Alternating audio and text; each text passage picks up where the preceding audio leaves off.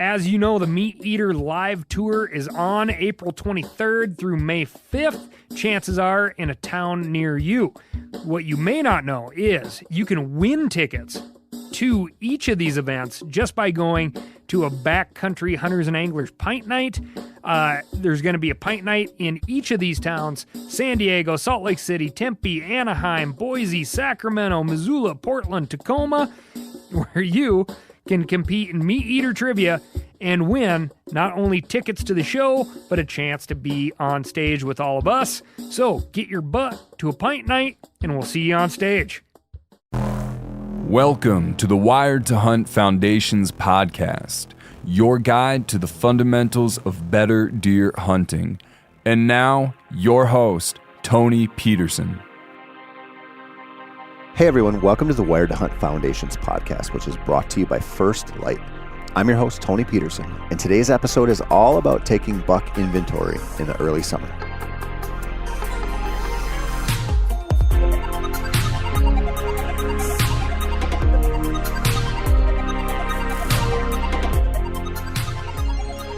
Before I get started on this one, I'm going to just apologize in advance. I have COVID right now, and my brain is a little mushy. Well, maybe foggy is a better word. Anyway, I'm going to struggle through this one a little bit, and if I say something dumb, you got to forgive me. I'm sorry. With that out of the way, my friends, while we are a little early here for really nailing down the inventory of bucks on your hunting grounds, it's worth thinking about maybe making a little plan.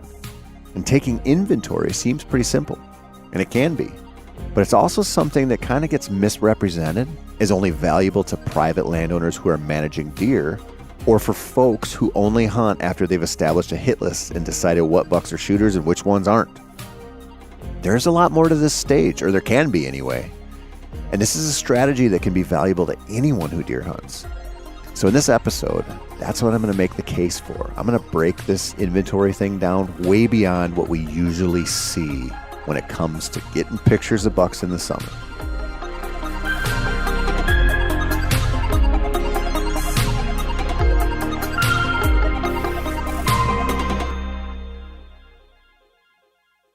Now, I don't want to brag, but I was taking deer inventory before it became the cool thing to do. Now, I'm joking, of course, because even before it had a label, whitetail hunters were always trying to figure out who was living where they could hunt. And the bigger the deer, the more we focused on them.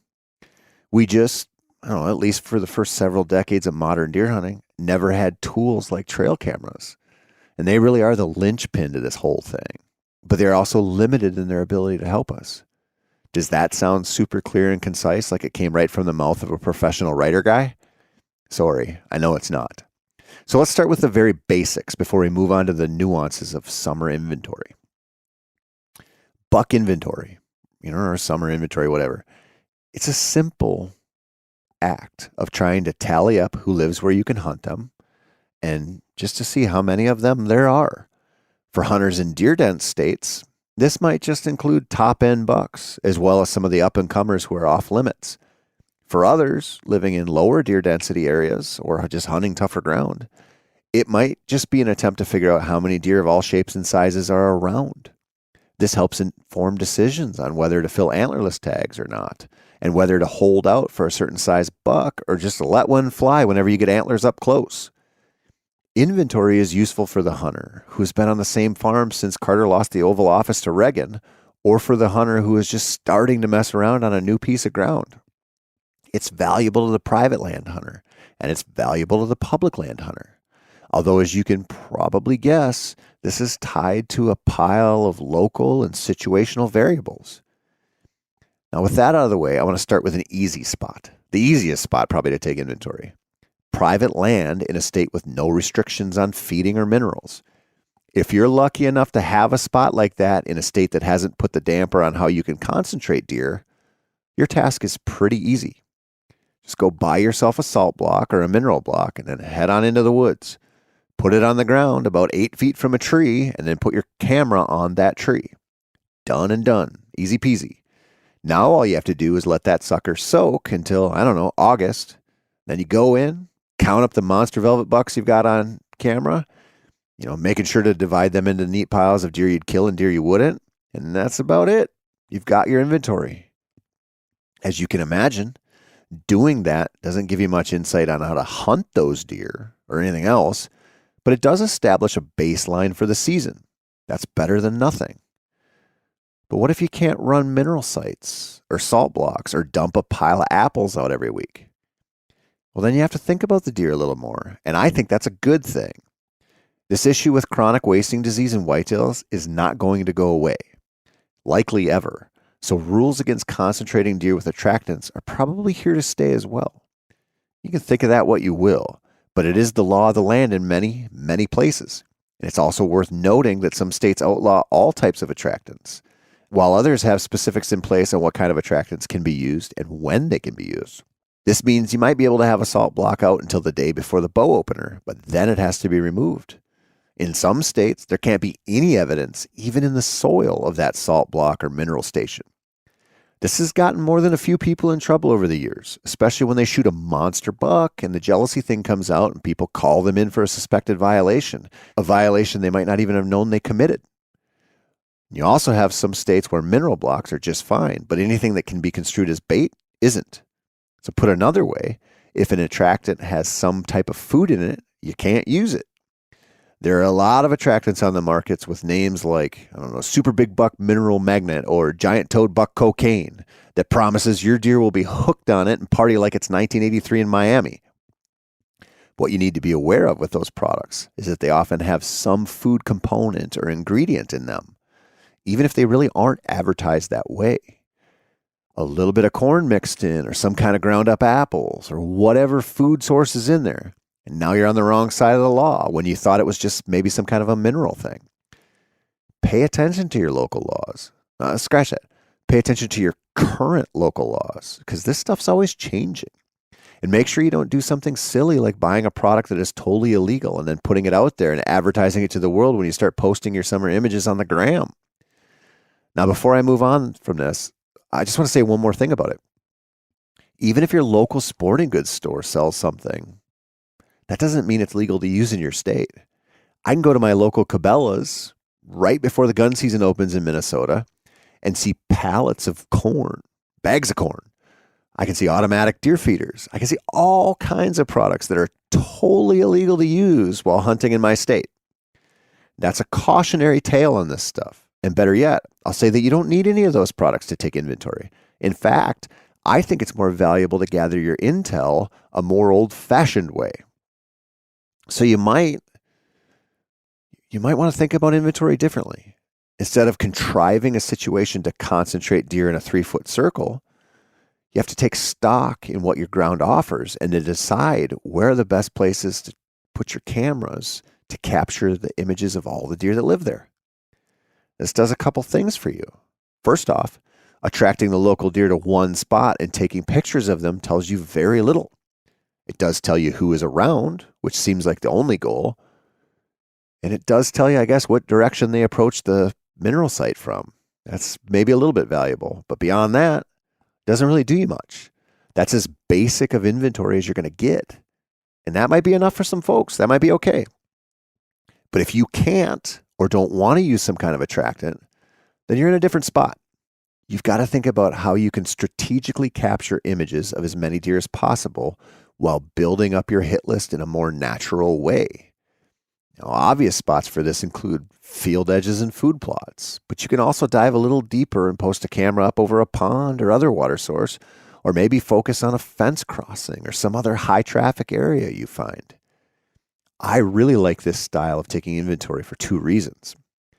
The first is that while it's not as easy as just using some kind of attractant to concentrate deer, it will still show you a complete roster of the deer on your property. The second is that it combines actual scouting with taking inventory. That's important. While it's nice to know that there are 3 bucks using your ground that would all score between, say, 130 and 150 inches, it's better to know that, plus know that the biggest buck loves to water a certain stock tank, and that the 2 other decent deer always seem to travel together, and they really like to use one certain trail that leads out to the neighbor's bean field. In this way, there's a very thin membrane that divides deer inventory from good old summer scouting. But there's more. Let's say you're a public land hunter and would never, ever, ever name a deer in your life. You just like to hunt, and you make your judgment call on who gets shot by who walks down the trail and gets your heart pounding. Now, if that's you and you don't listen to too much pop country, we could probably be best friends, or pretty good friends anyway. Now, all potential friendships aside, there might be another reason to take inventory. First off, it's just fun to know who's around. Even if you think the bucks you get on camera will be pushed out long before you have a chance to shoot them, it never hurts the old motivation any to know there are some big bucks around in your neighborhood. You might also want to just know what caliber a buck is mostly available, or how many deer are using the woods in total, or at least as much of that as you can know. So let's say you live in a not so great trophy state, and you just want to have a rough idea what your odds are of shooting a certain kind of buck. And your summer inventory, whether on a salt lick or on natural movement, shows you that the entire crop of bucks all appear to be under 3.5 years old. This is really not uncommon, and it is telling. It tells you that holding out for a 170 incher is pretty stupid. And in fact, that holding out for maybe a 125 incher might be almost equally as stupid. It might show you that a 97-inch 2-year-old is a real, actual trophy in your region. That's good knowledge to have. And besides the bucks, a comprehensive look at all the deer, or most of the deer, in your woods will tell you, if you should shoot 5 does all this season or just let every mama walk. Now, a lot of hunters default to the state biologist or wildlife biologist or whoever is deciding on tag allocations, but I don't. Of course, you can't just overshoot the available tags because that's poaching and not good. But there are situations where the recommendation might be for everyone to get 3 antlerless tags, or some county being allotted a certain amount of doe tags, which seems like way too much from your perspective. Maybe you just feel like after a month or 2 of inventory that it would be best for the herd if you laid off the does. Or maybe you see so many deer on camera that you greenlight yourself to fill your freezer this fall and fill every antlerless tag they'll sell you. Now, I realize this is a weird tangent, but in some ways, we all own some level of responsibility with the deer we hunt besides the obvious. We know our woods, and we know our critters that live in them better most of the time than somebody who's never been there could know. Somebody who might be using population models to predict how many deer are living there, and they've never set foot in the county that you hunt in. Now, even if you think it possibly really can't matter one way or the other whether you personally shoot 1 or 10 deer this season, it's still up to us to police ourselves to some extent. We are the stewards of this resource, and I think we should be in tune to it at the very least. Inventory helps us with that. It's all right, enough of that tangent, because I want to talk about something else with summer inventory. The fact that it's often grade A bullshit. Well, not exactly. That's too harsh. But I've interviewed quite a few deer biologists in my life who have done extensive research on summer ranges and home ranges and everything related to where deer live. And all of them have said at one point or another that some bucks are homebodies and some bucks just aren't. Some deer, and we really still don't know the reason for this, have a spring and summer range and then a fall and winter range. Those ranges might be miles apart. And while not every deer lives this way, the ones that do seem to be pretty reliable in their migrations. This doesn't seem to be tied to available food or summer cover or anything like we can definitively put our fingers on yet. But I refuse to believe it isn't some evolutionary path that took hold in certain deer and not others. That means it is, or more likely was, beneficial to the deer somehow. Now, it might be or it might not be. We don't know. And it really doesn't matter. That's all just kind of purely academic, and it's kind of fun to think about. But the reality is we just need to acknowledge that that exists, and those traits vary from buck to buck. Some are homebodies, some aren't. And what we do know is that you might run a camera on a corn pile all summer long and have every buck named, and suddenly right around the bow opener, 2 of your hit listers are just gone. Poof. And you think maybe they got hit by a car, or maybe the neighbor poached them, or maybe aliens sucked them up to the mothership to try venison for their first time. It doesn't matter where they went, because they are gonzo, and that is that. Now, they are gone from you, But somewhere down the road, some other hunter will be the beneficiary of a few new bucks that just showed up out of nowhere. He's probably sitting there thinking, what the hell? Where did these bucks come from? Now, that sucks if you're the one who loses the bucks, but it's pretty awesome if you're the one who gains a couple good bucks. And even if you're on the losing end of this deal, the good news is that you might pick up a few fresh recruits from somewhere else. And if not, oh well, they are just deer. And on that note, I want to talk about one last thing with summer inventory. Don't get married to it. Or more specifically, don't fall in love with the bucks that you see and get images of all summer long. Some of them will undoubtedly be around for you in the fall, and some of them will undoubtedly be gone. Some deer might live on your place. Others might pass through from time to time. The buck that you have the most pictures of, who you know is going to bed on a certain knob and always enters the soybeans from a specific trail, the buck who is, I don't know, all of 25 or 30 inches bigger than anything you've ever shot before, and he's oh so predictable in his patterns, that buck might just disappear. Or he might get shot by your neighbor opening morning who has the deer hunting skills of a throw pillow and probably drank 6 Busch lattes before climbing into a Widowmaker wooden tree stand he built with his grandpa 73 years ago. Hunting works like that. The point here is that even though you thought that buck was yours, he wasn't. He never was. They aren't until we wrap our tags around their antlers. And that's how this stuff goes. So inventory is cool. It can be really fun to take stock in the local whitetails and get involved in a little census taking. It can prove to be a useful tool for overall decision making throughout the season and even help you become a better hunter when you're doing it. It can do a lot of things for you, regardless of the type of land you hunt or the type of hunter you are. But it also can lead to some of the nastiness that just rears its ugly head up in deer hunting quite often, because it's never easier to expose yourself to trophy bucks than through summer trail camera usage. And that trophy over everything else mentality, the hatred for other hunters or neighboring landowners, and all that stuff honestly can just lead to a weird hatred of the deer. Well, I don't know, hatred's probably too strong of a word, but it can lead to a lot of frustration. A lot of frustration, actually, which tends to show up when the bucks we count on decide they're going to ghost us faster than a crazy Tinder hookup. That's life, part of deer hunting. The bucks, no matter how familiar we get with them, they'll almost always give us the slip. They'll almost always tease us with their presence and then prove to us that they are better at surviving than we are at killing them. But that's also what keeps us coming back. And if you can learn to live with it, keeps us developing a love for them and this weird game we play where we try to run sharp sticks through their ribs. It's a wild thing we do here, this obsession of ours, and taking inventory can be this accretive, enjoyable aspect as long as we don't let it add too much fuel to the crazy antler fire that is so prone to burning out of control. Anyway, so take that for what it's worth and come back next week. The next episode is going to be a morale booster, a self-confidence booster, a plea to get you to understand how good of a deer hunter you are and how good of a deer hunter you could become.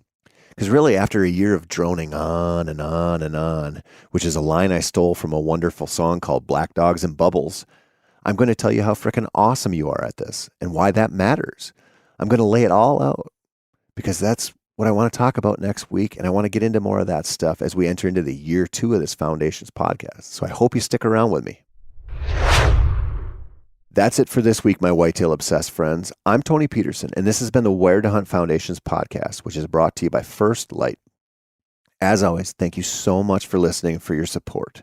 And if you want to get some more whitetail content, you can head on over to themeateater.com/wired to read all kinds of articles by Mark, myself, Bo Martonic, Andy May, a whole bunch of whitetail killers. Or you can visit our Wired to Hunt YouTube channel to see the weekly how-to videos that we drop covering a whole wide range of how-tos, whitetail science, you name it, strategy, whatever. Head on over there, check them out.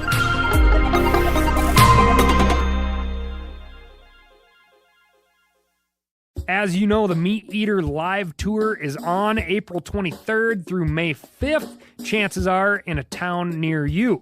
What you may not know is you can win tickets to each of these events just by going to a backcountry hunters and anglers pint night. There's going to be a pint night in each of these towns: San Diego, Salt Lake City, Tempe, Anaheim, Boise, Sacramento, Missoula, Portland, Tacoma. where you can compete in Meat Eater trivia and win not only tickets to the show, but a chance to be on stage with all of us. So get your butt to a pint night, and we'll see you on stage.